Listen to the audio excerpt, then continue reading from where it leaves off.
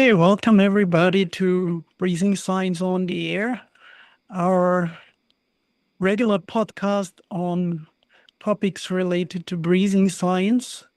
And we have a special guest today, which is Dylan McKay, who has been with us for many years. And we're going to talk about performance, high performance today.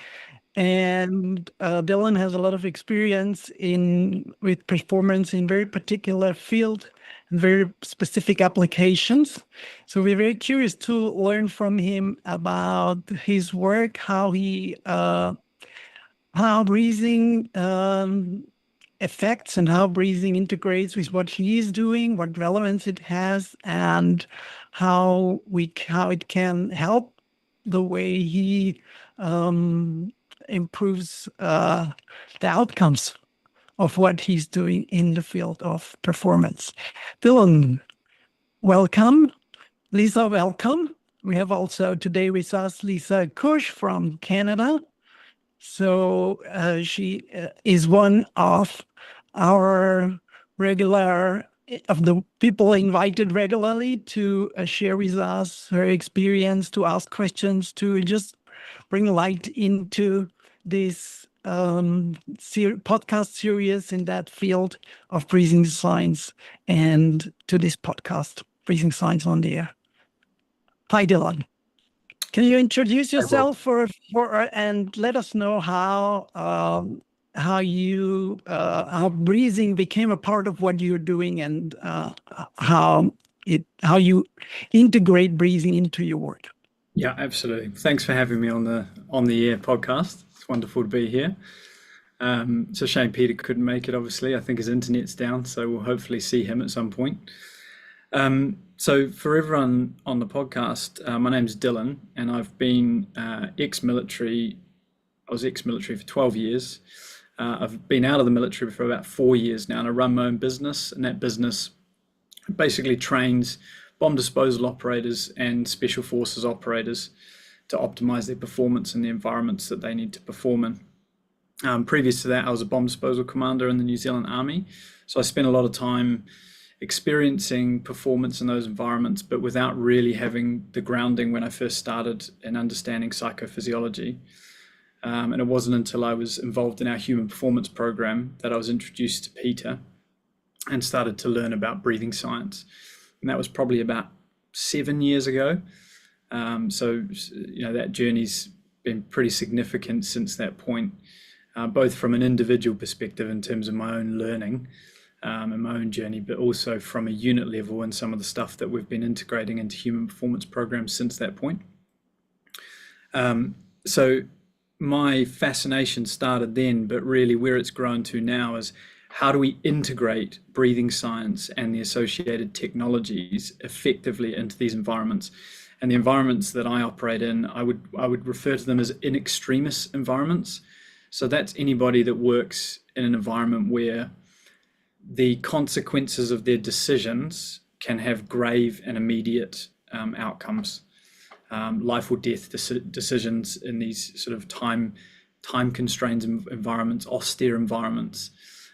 So think firefighters, think police officers, think military personnel, think emergency medical professionals, paramedics, those types of individuals. Yeah.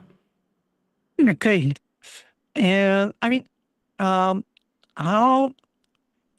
we have heard in the last podcast from Peter about the role of carbon dioxide for breathing, and you're bringing now to how you can kind of what do you take from the breathing that is relevant for those very special situations, those very life and death situations where you have to decide, where you can't afford to take a wrong decision. Well, I think the first thing is understanding that from a physiological perspective, it's fundamental. So before we even talk about breathing habits and the psychology of breathing habits, we have to understand that it's the fundamental acid-base physiology that's regulating the human in vivo, second by second, breath by breath. So for us to look at that through the lens of an in extremis environment, it's critical. It's foundational. You can't separate self-regulation from breathing science or breathing physiology. Where I've been really interested in the last few years is how it's showing up in the psychology in these environments, and how a lot of units and a lot of people that have operated in extremist environments are susceptible to dysfunctional breathing, not just because of the stress that they're under, but because of the beliefs that they hold and the technique that they're taught and the various pseudoscience that's promulgated throughout those communities. So I'm trying to untangle a lot of that in the work that I'm doing and help people to really understand the physiology and then the individual psychology that goes along with those habits. So fundamental to what we all have learned through Peter in the school, and the application of CAPNO learning and breathing behavioral analysis in these environments. So yeah, I think it's fundamental, Wolf. Right. Yeah. Right. And what is, I mean, that's nice that you bring, these different elements, the element of the psychology, the element of the, the thoughts and the mental part, and how they integrate with the physiology. Because you mentioned when you started out, one of the first things you were saying is you were talking about psychophysiology. Yes. And I was mentioning last time psychophysiology as such a fundamental thing to start from, as the main point, because we are so compartmentalized in our in our training, in our thinking, and I think that completely I completely resonate with that importance that you bring together, that the physiology with the emotional component and the mental part, and that we have this clear understanding of psychophysiology and all the interconnectedness and interrelatedness of those different elements. And maybe you can give us some examples for what does it mean for someone who has to who is in a situation in front of a bomb that has to be disarmed. How do you work with someone like that? How do you kind of, I mean, I assume is very where firmly established behaviors are ruling everything, because you can't think at that moment, I assume, right? Everything has to be really everything has to be automated in a way that you make sure that you minimize the risk of making mistakes. Yes. So how do you work with those people from a psychophysiological perspective, rather than what you have experienced in your training, for example? Yeah, it's a great question, Wolf. And I think it's at the heart of what this work is really about. It's practical, right? It has to be practical. Otherwise, if it was just theoretical and you're working with a soldier or a unit, then the translation of the science to the application and the behavior change just gets missed.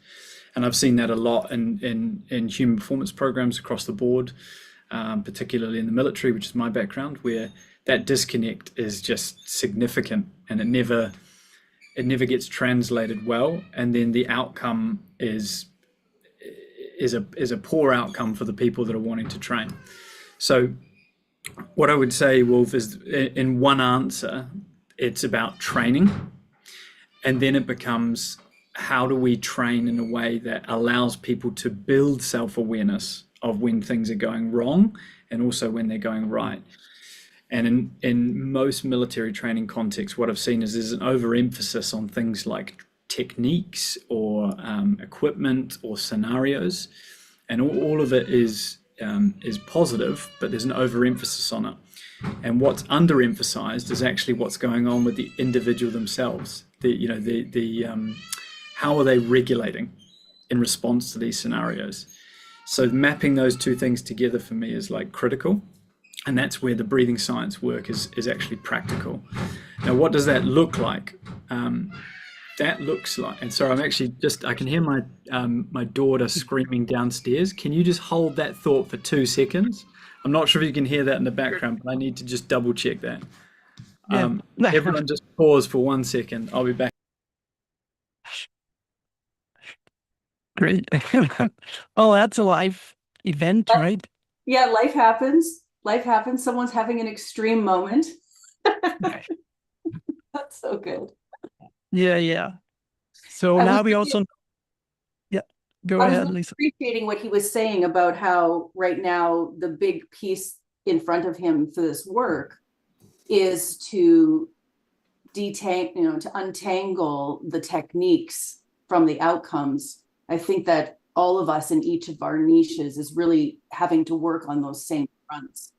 So I was just saying, Dylan, and I appreciate how you were saying that's the basis of what you're doing right now. Yeah, sorry about that. That was one of those family emergencies where I just wanted to make sure that everything was okay. Had a screaming 5-year-old down the bottom of my garage. um, yeah, no, thanks, Lisa. So I let me finish my train of thought for you. Where, oh, she's screaming again. Sorry, I'm going to go and have to deal with this, guys.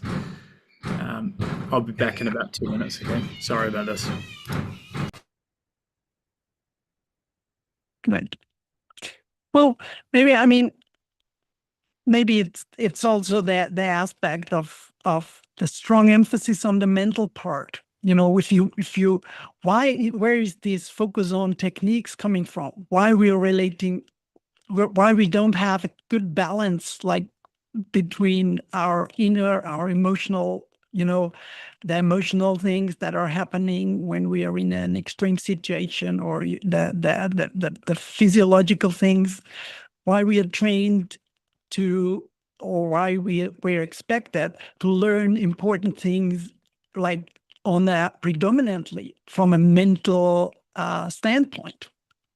That's a whole, that's not just about, that goes far beyond the high performance area. I think that goes into very deeply into our culture, and that goes very deeply into the Western life, and the way of living. So I think that is really something important that is there, that Dylan was highlighting, that is important for high performance of people, but it's relevant to anybody, actually, and it's relevant, and it's something Breathing highlights very clearly and in a very interesting way. I agree. I look forward to when this becomes not just part of education systems, but also common knowledge for how to raise your children. Right. Yeah. Right. Yeah.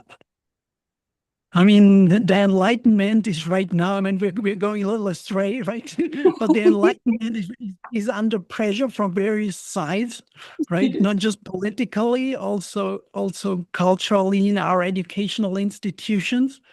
So, and yeah, it's something that we have achieved culturally. At the same time, we can see that it puts limits on what we can learn and what we overlook in our learning as, professionals. Yeah, and I see that also. I see that in my work with clients every day. I mean, today I had a client who was telling me, I'm an emotional person, kind of excusing herself for like being an emotional person. And I said to her, right, that's good, right? Everyone is an emotional person. The fact that we have kind of used that we have accumulated, or that we have acquired behaviors that try to hide that, right, doesn't make that the fact that we are emotional as human beings any different. So I think that is really something very profound, right? And it's the thing. I mean, you can talk from that, Lisa, maybe from also the perspective of the psychotherapy. where you have maybe also the physiological part missing in a way that is then the problems that can result from that. Mhm. But I really like this aspect of bringing together the physiology with the emotions and the mental part. Yes. I don't think that anything that we're doing in breathing sciences really can escape the psychotherapeutic applications, even if we're not working as psychotherapists. Right. That we are in that realm and looking at behaviors and recognizing that the tender territory of what it means to be human and to protect ourselves.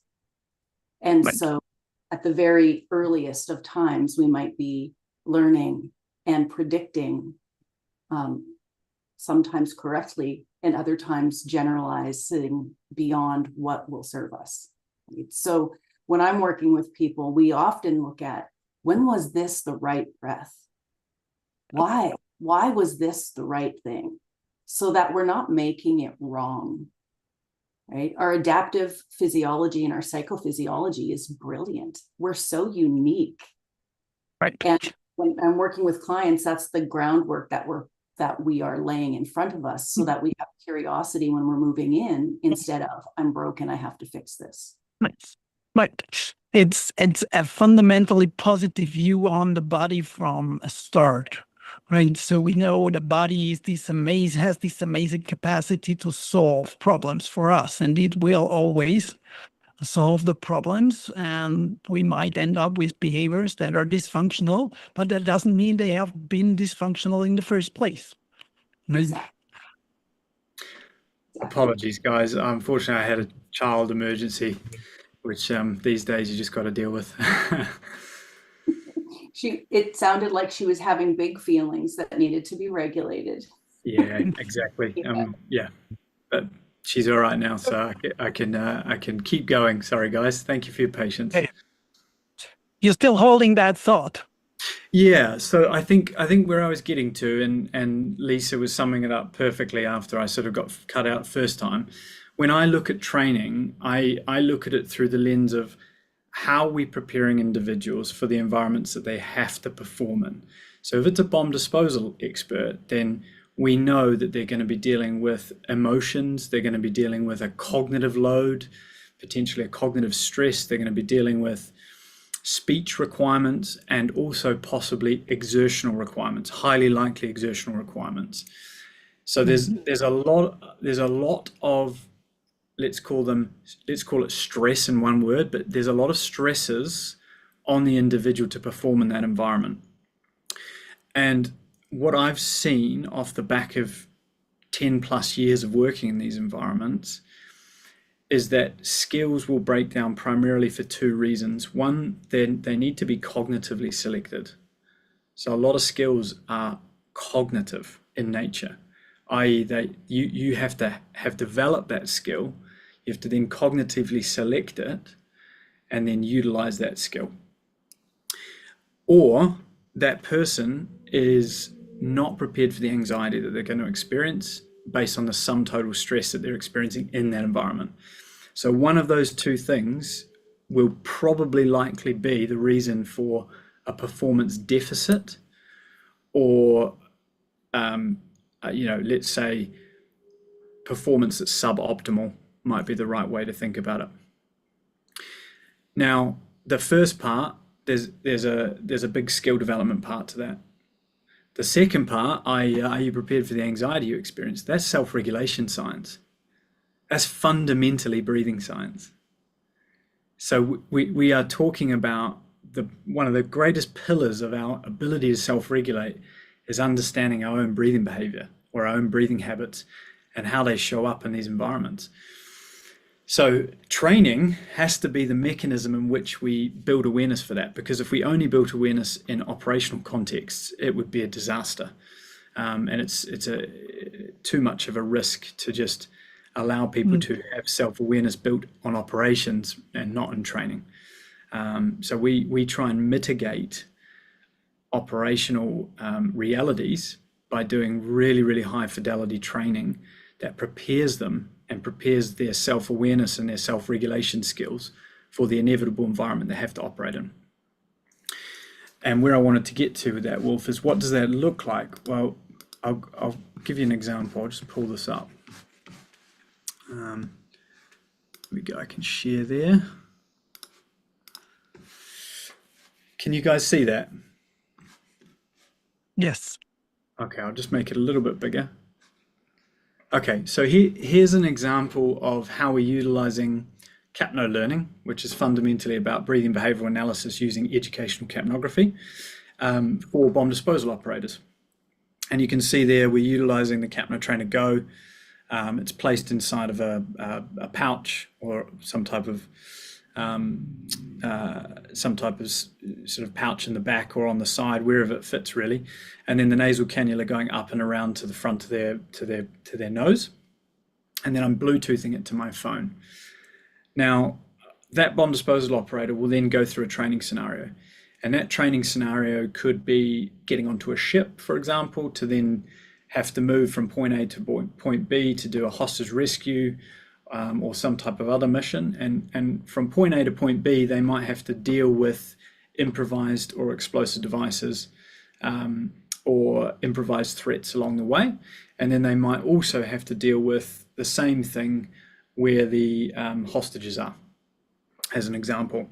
Now, when they're going through these training scenarios, they'll be put into those specific situations, and we are able now to see not only what their cognitive decision-making skills are, but how they're self-regulating.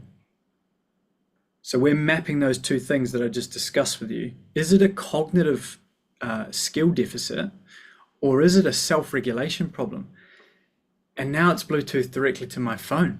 You know, I don't need to guess. There's no gap there. I'm not sitting there going, oh, I wonder if they're breathing this way, because we get tricked when we're watching people. We think we're seeing the behavior we're seeing, but we don't know.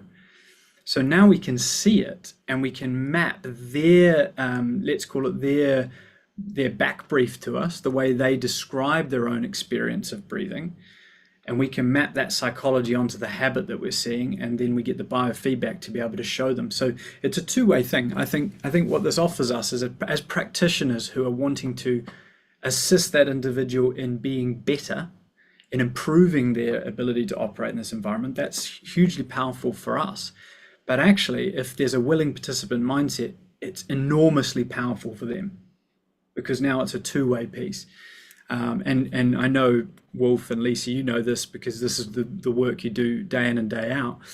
But I think for individuals, especially soldiers or police officers who probably haven't experienced this level of biofeedback before, it's very insightful. And it's also sometimes a little bit sort of overwhelming at first to be able to see your own breathing habits and how they're showing up and what that's doing to your cognitive decision-making skills. But over time, as you coach it and as you work with those individuals and those teams, that's where it becomes a force multiplier, is how I would describe it. Mm-hmm. So yeah, you can see there's another little shot of me with the Capno Trainer Go Bluetooth to the phone. So I hope that makes sense. Yeah. Well, yeah. For me, what was very crucial to hear from you, this distinction between cognitive skills and self-regulation. Yeah. Because I also think, when I work with clients, I sometimes, you can teach them techniques, you can teach them skills, or you can teach them behaviors. Yeah. And so I think like what you referred to as self-regulation is also like a set of all kinds of skills and all kinds of behaviors and capabilities that just people haven't looked at before, yeah. Or they have been kind of ignored in contrast to those cognitive skills you mentioned. Exactly. I think is that a way you would describe what your contribution to the field is there? Yeah. Exactly, Well, but I think you're bang on the money, is that there's an overemphasis on the cognitive skills only. It's like, well, just because you have the ability to do something effectively without the stress present doesn't mean you're going to be able to operate when the stress is present. And you know, for those that are trained in breathing behavioral analysis like ourselves, we understand that through stimulus control, through triggers. For people that are listening that don't have any background in that, probably the simplest way to understand it is, you know, we're all fine until we're stressed, and then we start to externalize and say, oh yeah, my performance degraded, or I felt that way because of, and you name it, whatever that stressor might be. And we know that that's where we all want to perform better. You know, even I think about it with my children. You know, I just had my young daughter then in a dysregulated state, and instead of me going, oh, I need to be doing this podcast, I've got to think, what's more important for a moment? It's actually to go and be with my daughter and make sure that actually she is okay. Now that could have gone the other way. I could have got angry. I could have got frustrated with it. I could have seen this as like, oh, well, I'm supposed to be doing this podcast. And so it's those moments of how do we perform when we're under the stress that really matter, not when we're, you know, cognitively fantastic and there's no stresses present and we think we're doing amazing. Right. Right. Yeah. So I think that's the point, isn't it? It's self-regulation is specific to the environment that you're in. Can you self-regulate under the triggers and under the specific stresses that you're going to experience for the role that you need to perform in? And I think all of us can probably reflect on areas that may not be as extreme as what we're talking about here, but certainly are relatable in terms of our day-to-day lives. Where do our triggers show up? What are they specifically? Emotional, cognitive, speech, exertional, and how do habits, breathing habits specifically, form in those environments? And then how do we learn to disengage them, and how do we learn to have more trust? I think I caught the back end of your conversation as I was coming in, which was about that trust, right? Ultimately, self-regulation, I think, is about trusting your own physiology, trusting that you don't actually need to get in the way. We should be getting out of the way of our own learned habit. Yeah. Right. I mean, that's so, I mean, you were talking about stress, right? So stress is the mechanism that protects us. So if we can't trust, right, then we have good motivation for getting all kinds of mechanisms and physiological processes, emotional processes, mental processes going that that tear us apart in the end. So now, so have you kind of, I mean, from your experience of working with this particular group of professionals, I mean, have you identified kind of ways how to work with them? What works in the way of working with them? What might not, you know, work with another? I work, for example, with musicians. I work currently. A lot of people come with anxiety issues, and I mean, it's like I like to say the nervous system is always an interesting element of that because it's always involved like the breathing chemistry and the breathing mechanics, and they are always connected. So when you talk about self-regulation, we always talk about breathing, we always talk about the nervous system, we always talk about muscles. So we're talking about all these things at the same time. So how do you kind of, I mean, you've showed us the picture with the Kepler trainer go, and how do you find the lever? How do you find the tools in the end, right? To tweak the learning and to stimulate the learning process that you have identified that might be necessary in order to make an improvement? So yeah, another. I mean, that's a very general question. I know it's maybe a funding question, but I would say it's probably the most important question though, because regardless of domain that we're focused on, we as practitioners and coaches are trying to find out what can we do to create that behavior change that optimizes their performance or health or whatever it might be in that context. And so I always look at it in terms of how much time do we have? What tools do we have? What language supports us in our ability to communicate what we know to people who are not trained in this area? because even using the term psychophysiology will fall on deaf ears with a lot of people. And so there's a bit of an art to that, and I think with more domain exposure, you become better at recognizing when to use certain language and when not to. And then I would say the other element to this, which underpins everything, is rapport. You have to have trust with the individuals or the unit that you're working with, just like we do in any context. And without that, it's really difficult to move forward. A lot of the time you might come in thinking that you've got a lot of the educational answers, and you'll educate, and then it doesn't go anywhere, because actually the connection from education through to practical application is just hasn't quite caught on with that unit or cohort of people. So what I've learned is go to the door that is open, find the door that's open, and basically stand in front of it and see if you can get invited in. But don't go to another door that you think is important, because most of the time that's a hard shut, locked door, and they're not ready for it. So the example that we just gave there of a couple of training scenarios, that door is open because they do that day in and day out. They're always training, or they're on operations. So it's a really powerful door to step into and go straight into that environment. And then you can kind of work back from there, if you like, and work into other areas. And it's going to be different for different units, but that's probably the way I'd describe it, Wolf. Is go to the door that's open and work from there. Okay. So it's really like in the field, in their profession, where they want to become better, where they want to be safer, right? Yeah. Yeah, makes a lot of sense.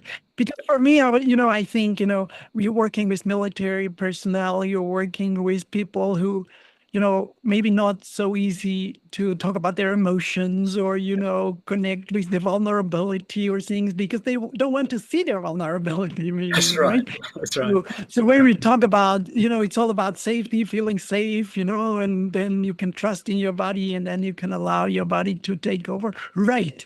But you are working in this very particular area, and I think it's really amazing, where you have, where you have to pretend, and where you have to, clinch in order to, because that's kind of maybe it's just a cliche to some extent, but I think it's probably also some truth to it.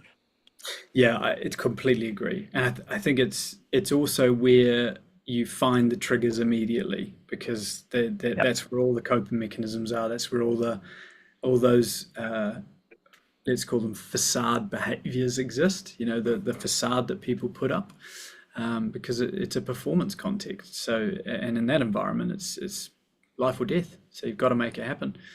So that's where the language is really important that you use, and different people will respond differently to it. And so you've got to work with not only each individual, but also with each team. And teams look different, right? There's smaller teams, and then they kind of get bigger and bigger and bigger. So yeah, I would say, to summarize it, make sure you know what level you're coming in at, and read the room very quickly, and then use the language that allows you to be able to connect with those people in a meaningful way, because you don't have to solve everyone's breathing habits in one session, right?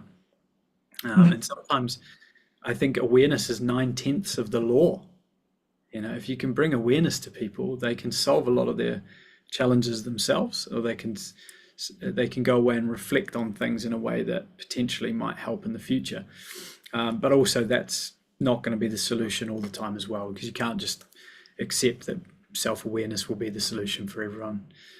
This is deep work in a lot of ways, and it's hard work because we're changing habits, and we're getting, as you said, Wolf, we're getting into what's underneath the hood of the habit. What's the emotion, what's the cognition, what's the belief system, what's reinforcing these habits. All of that becomes a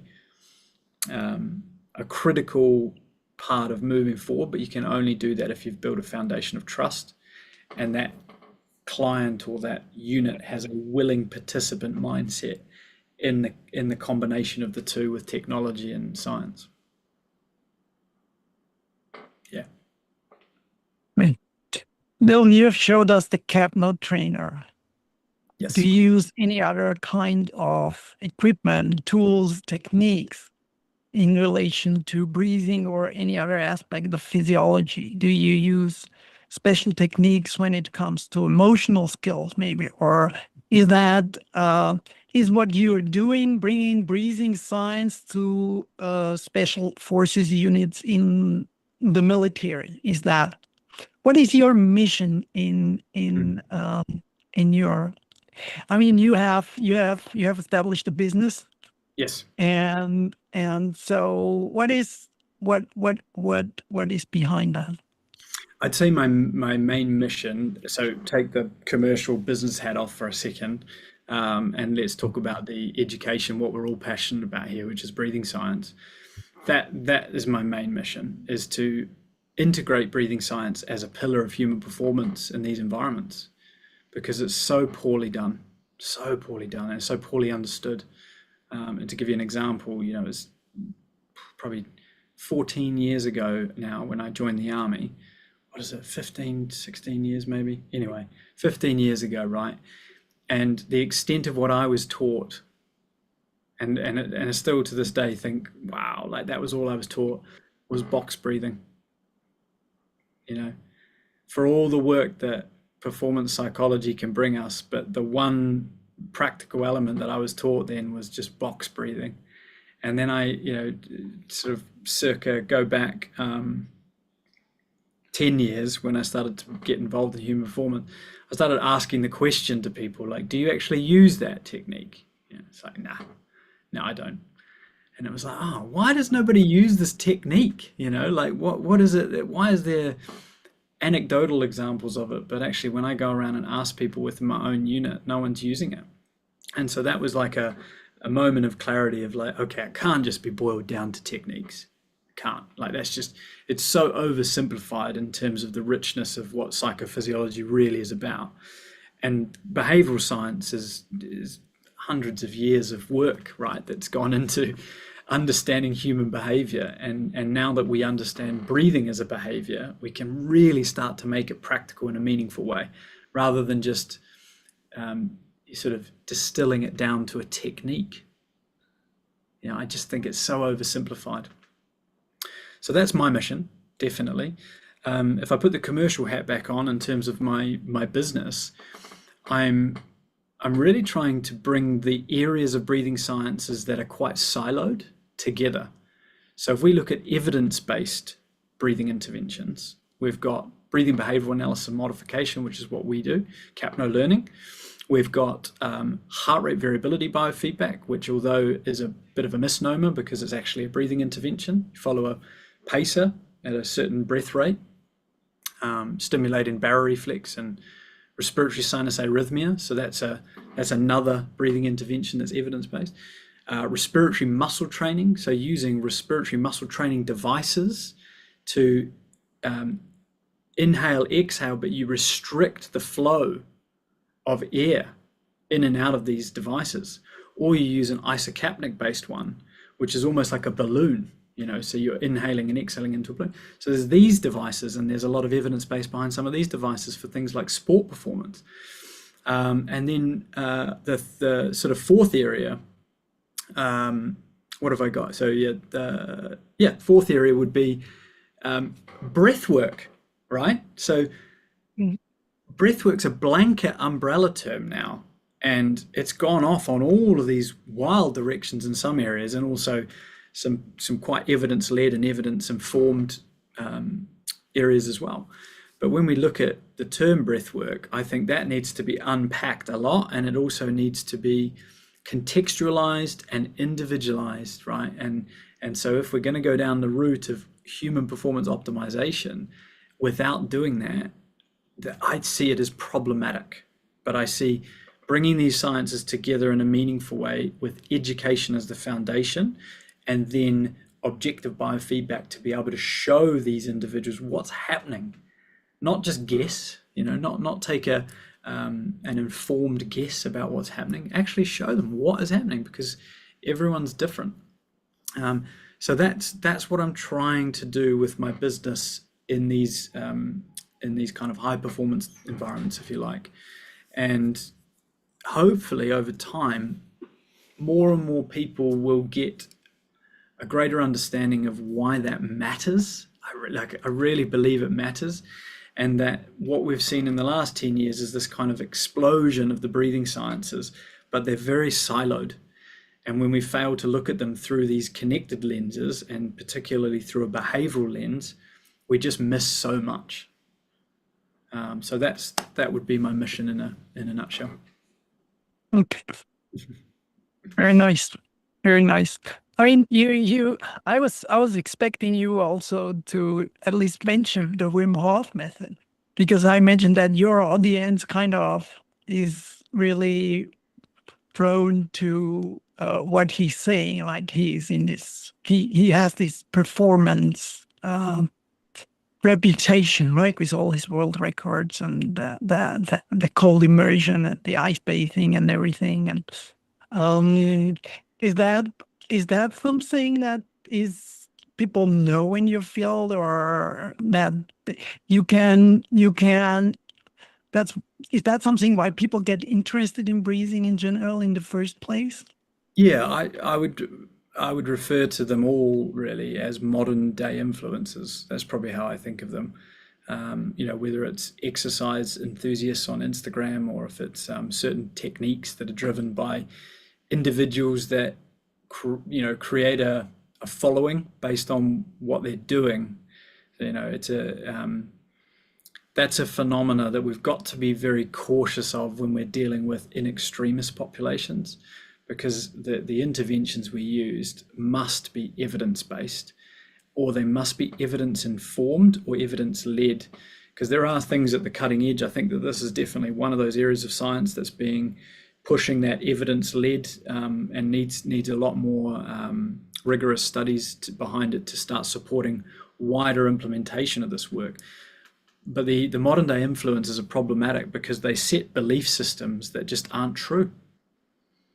And when we look at the education and we look at the science and we start to realize that a lot of the stuff they're saying is actually not true, that's where we get problems.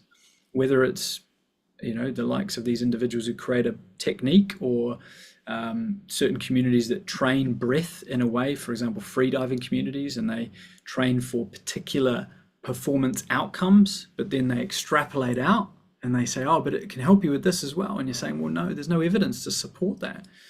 There's a great paper recently that I read actually, which looked at the BOLT score and its correlation to VO2 max. And there is no correlation. None whatsoever. So we're starting to see now some great research done across our community that's starting to just tease out these belief systems that unfortunately perpetuate themselves. And I think it's our job as practitioners and educators to make sure that we have those conversations with everyone that we're coming across, but that we also don't discourage people from their own experimentation and their own exploration of their own physiology. Because I can warn people about certain things that they might not understand, but at the end of the day, it's them and their breathing and their self-regulation that they're working with. It's not mine. So I think education first is key, and really getting people to understand the pitfalls of these modern day influences. Right. Yeah. I mean, for me, it's interesting that, breathing, what I think what Wim Hof has done to bring more awareness around breathing, in the sense of the power, how powerful it can be in order to, at least with respect to its physiological effects. Right? Yeah. And I remember working with him myself, and it's like, I was like, how you can shut down different parts of your brain, right? By doing these extreme overbreathing techniques he uses. And it's really fascinating. And what I think what you just said is so crucial, that the belief systems are so important. The belief systems, in the sense that what we think about breathing, what we think about how our body, self-regulates or doesn't self-regulate, has a strong impact on our body, right? So when we try not to trust in our body, but to start manipulating our body, and that becomes our main driver. And that can create all kinds of problems. So it's exactly, my experience is very similar to what you're saying. It's like it's powerful and it's dangerous.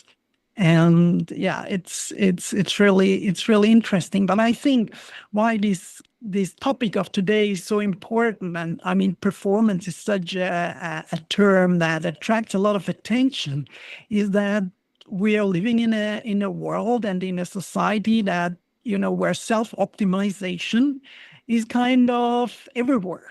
We have this longevity trend that also merges with the self-optimization. We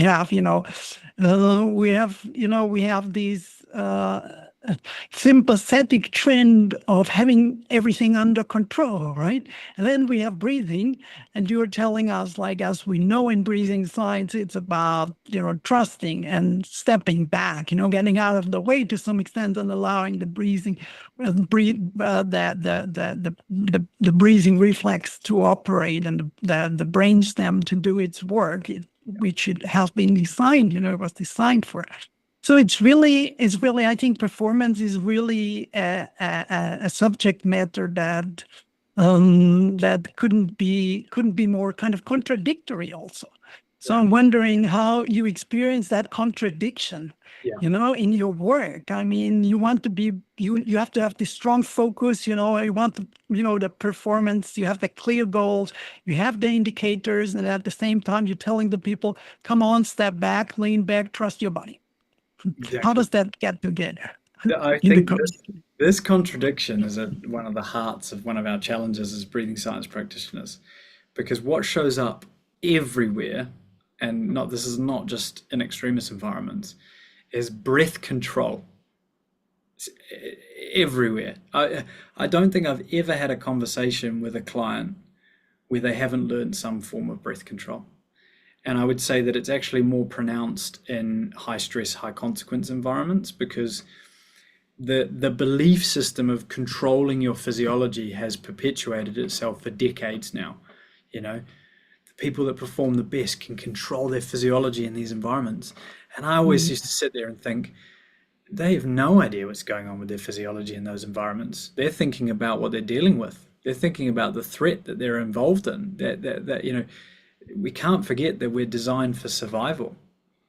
So it's, there's just a disconnect between the belief systems that are perpetuated and the reality. And I think that that's the first door that I see as open for a lot of people, is showing them how breathing control has showed up as a habit, and then being able to help them disengage from that and realize how hard it is to actually trust and allow.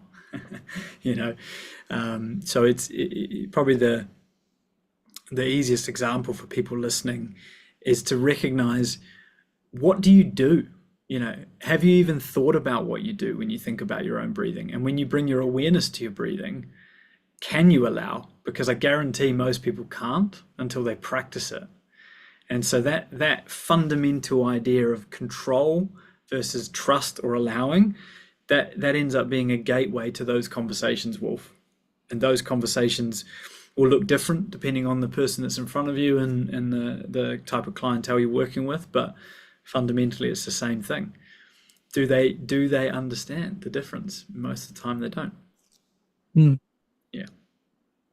I like you bringing a concept of reality. I mean, Peter and I, we talked in the first podcast already about our background in philosophy of science. And for me, I experience exactly that way. When we are confronted with our bodies, we are kind of confronted with the reality, with our physical reality. And we're sometimes, it is so good at, avoiding that, rather than bringing the information and all the solutions, maybe also, that are embedded in the information that is coming from the body, and utilizing that for our own personal development. and for our own performance Yeah. in the end, right? Yeah, I wholeheartedly agree. And I think just to sort of segue off the back of this conversation, because I think that one of the most exciting parts of breathing science integration into skill development right now is off the back of this idea.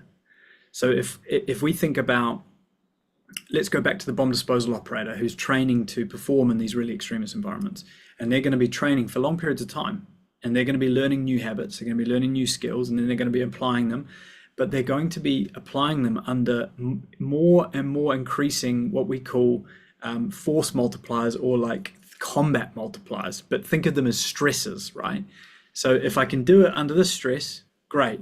Now let's increase the stress. Let's increase the stress.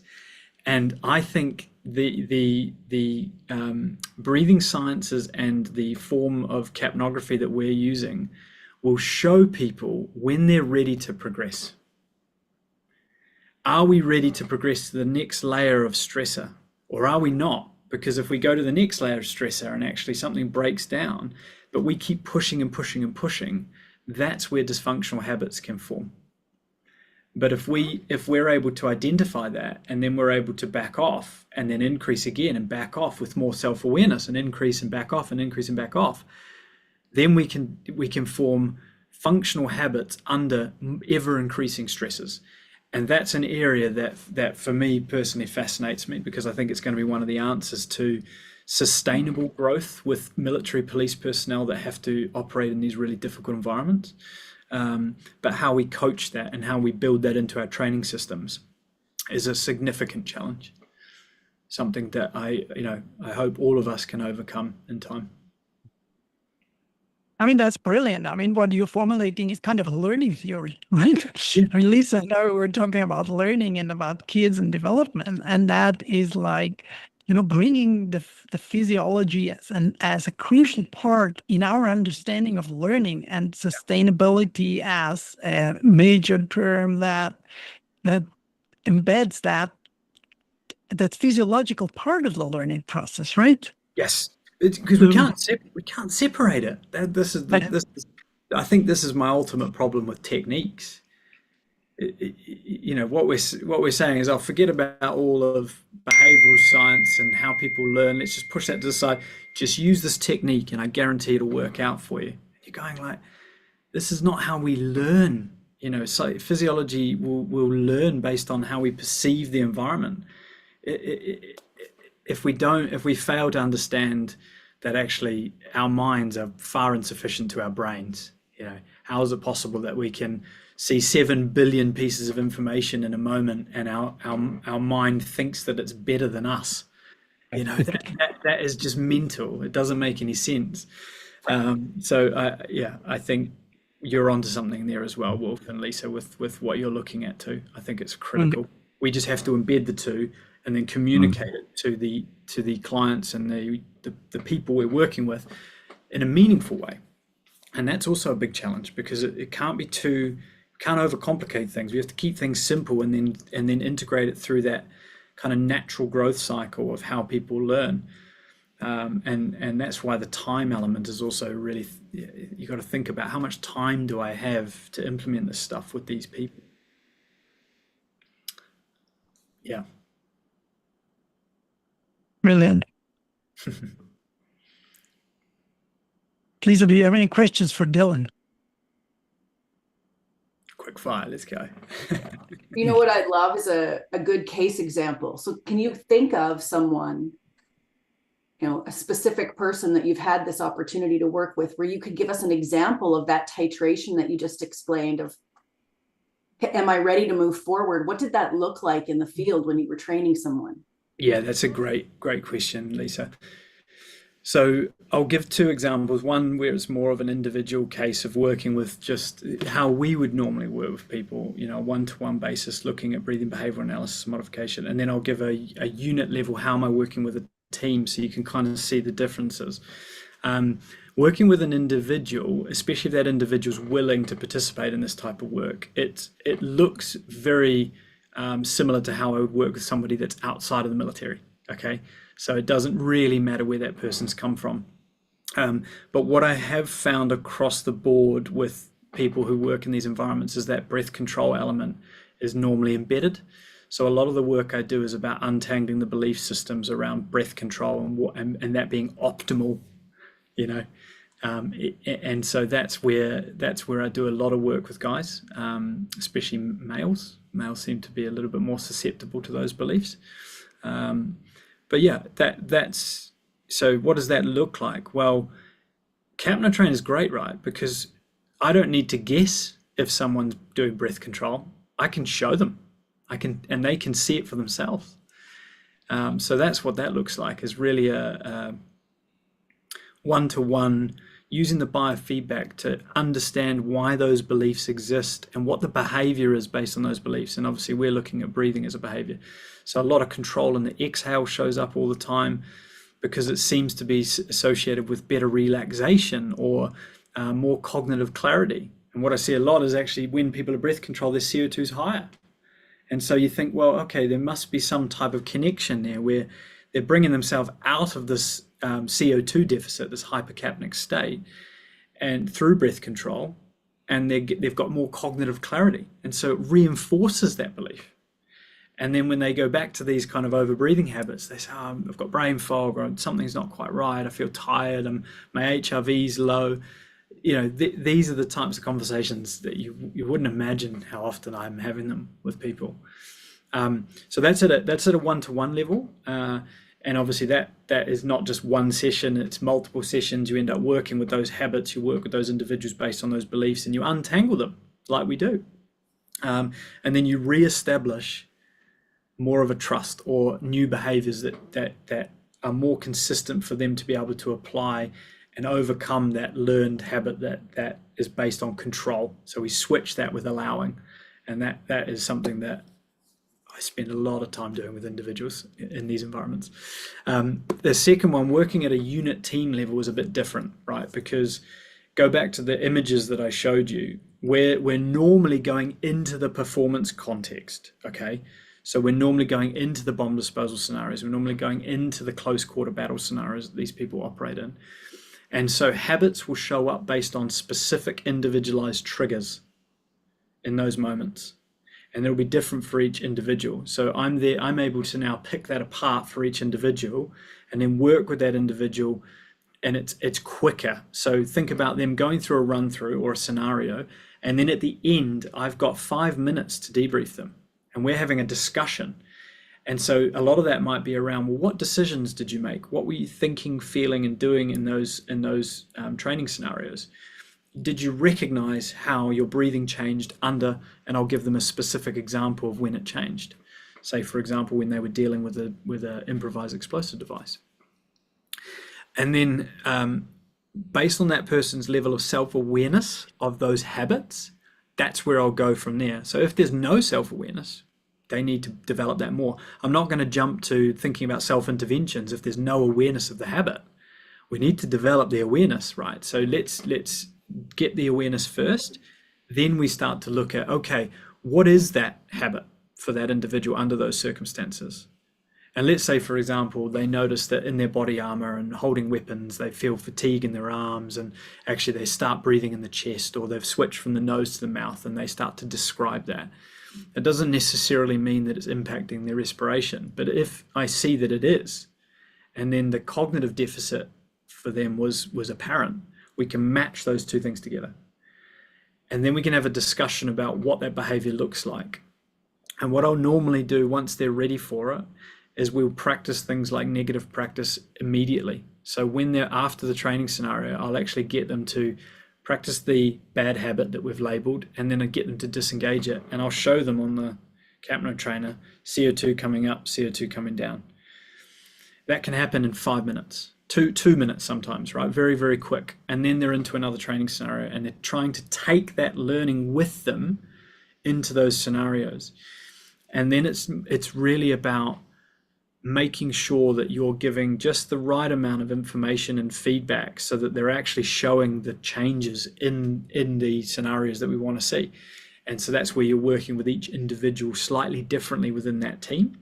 Or if you've only got enough time to work with the team, then you give more general stuff and you watch the team solve it for themselves. So I hope that makes sense, and it's a tricky one to describe and for people to try and visualize, but it really is about using the biofeedback when you need it to try and identify a behavior that is showing up in an environment that matters for that individual, and then getting them to build self-awareness, and then practicing something that helps them disengage that habit and then re-engage it, and then take that with them again into the training scenarios moving forward. And over time, they're able to learn how to self-regulate on their own.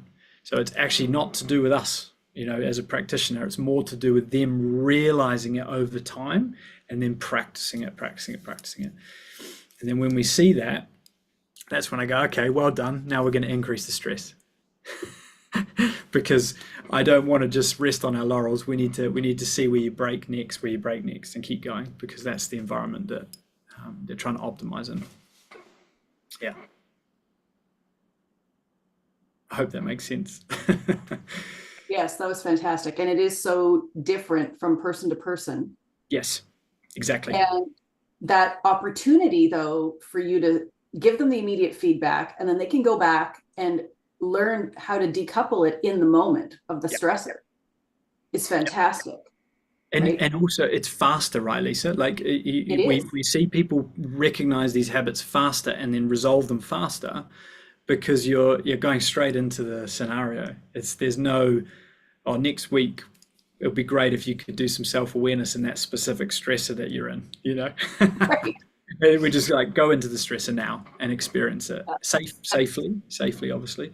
But yeah. That's what I love about in vivo work, is that it just gets so far so fast. Exactly. Yeah, it's critical. Absolutely critical, no matter what domain we're talking about. Exactly. Well, thank you for that. Pleasure. Well, thank you very much, Dylan. If there's any questions from the audience, you can text them to us in the chat so we can respond to that. Maybe we just wait for a moment if there's anything coming in, so we have a chance to. So you can also ask questions from the audience. So it looks like Deborah's got a hand up, but she might not be able to unmute. Yeah. Maybe she doesn't have maybe the chat is not working. Hi, Dylan. Can you hear me? Hi, Deborah. Nice to meet you. Yeah. Hi. I completed the CBBA program with Peter in 2023, and I am just diving into a little bit of the HRV within the cabinet trainer. Yeah. And I am curious, you had mentioned it is a technique. I understand that. You're following, right, that little bleep on the screen. Do you use the HRV at all in your training? Yes, I do. In what context? So the context that I predominantly use it in is recovery, because that seems to be the context that allows them to establish the behavior the most. And this is just for these in extremis environments, Deborah. It's obviously depending on your clientele and the people you're working with, but I've found that for military and police, if it's framed as a recovery tool, they're more likely to try and establish that behavior.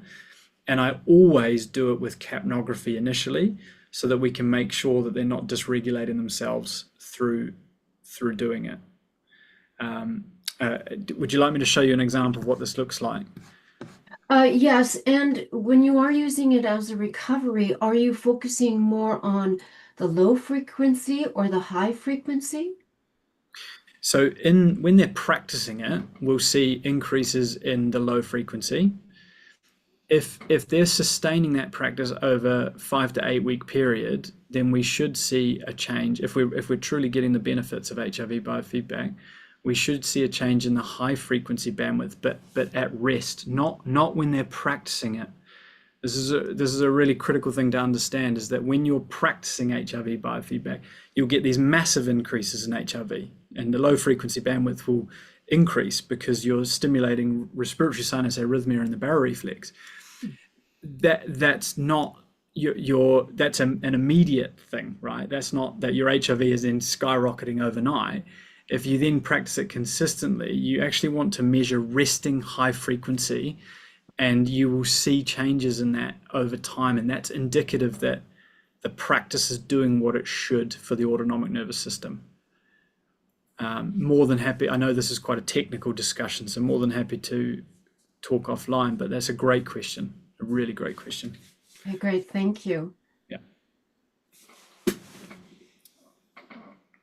Okay, so thank you, everybody. Thanks, Dylan, for sharing your work, for sharing your knowledge, and for sharing your learnings over those years with us. I mean, I was feeling really, I'm really happy that you're so excited about what you're doing, Yeah. because I feel it's like people who dive into that area and who work with breathing behavior, they are like, they never get short of new inspiration and new ideas for what to do and things they can learn.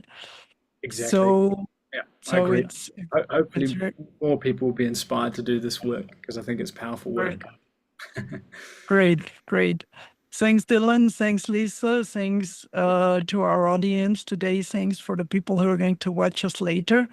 And see you at the next podcast on the air about breathing science. Bye for now.